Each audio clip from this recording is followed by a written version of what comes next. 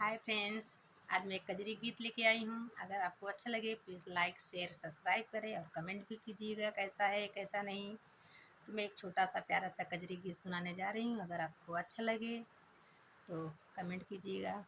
धन्यवाद।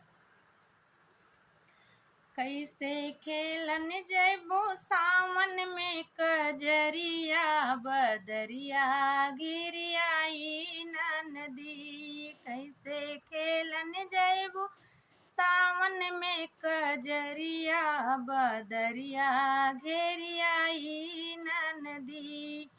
केहू संग ना सहेली, कैसे जाबू तू अकेली। केहू संग ना सहेली, कैसे जाबू तू अकेली। छैला रोक लई है तोहरी डगरिया, बदरिया घिरियाई नदी। छैला रोक लई है तोहरी डगरिया, बदरिया घिरियाई नदी।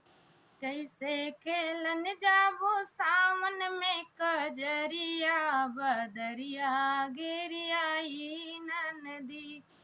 बाटे संग में सहेली, नाही बाटी हम अकेली। बाटे संग में सहेली, नाही बाटी हम अकेले। कैसे रोक लई है हमारी डगरिया, बदरिया का बिगाड़ी भौजी। कैसे रोक लई है हमारी डगरिया, बदरिया का बिगाड़ी भौजी।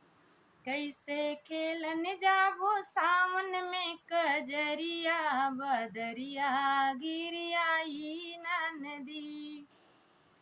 छैला डामर फांसी, छैला डांबर फांसी चढ़िए गुंडा गोली खाकर मरिए। छैला डांबर फांसी चढ़िए गुंडा गोली खाकर मरी हैं। कितने पिसी हैं जाकर जेल में चकरिया, बदरिया का बिगाड़ी भौजी। कितने पिसी हैं जाकर जेल में चकरिया, बदरिया का बिगाड़ी भौजी। कैसे खेलन जाबू सावन में कजरिया, बदरिया का बिगाड़ी भौजी। फ्रेंड्स, अगर गाना अच्छा लगे तो आपको लाइक सब्सक्राइब और कमेंट कीजिएगा। धन्यवाद। फिर मिलते हैं। Bye by.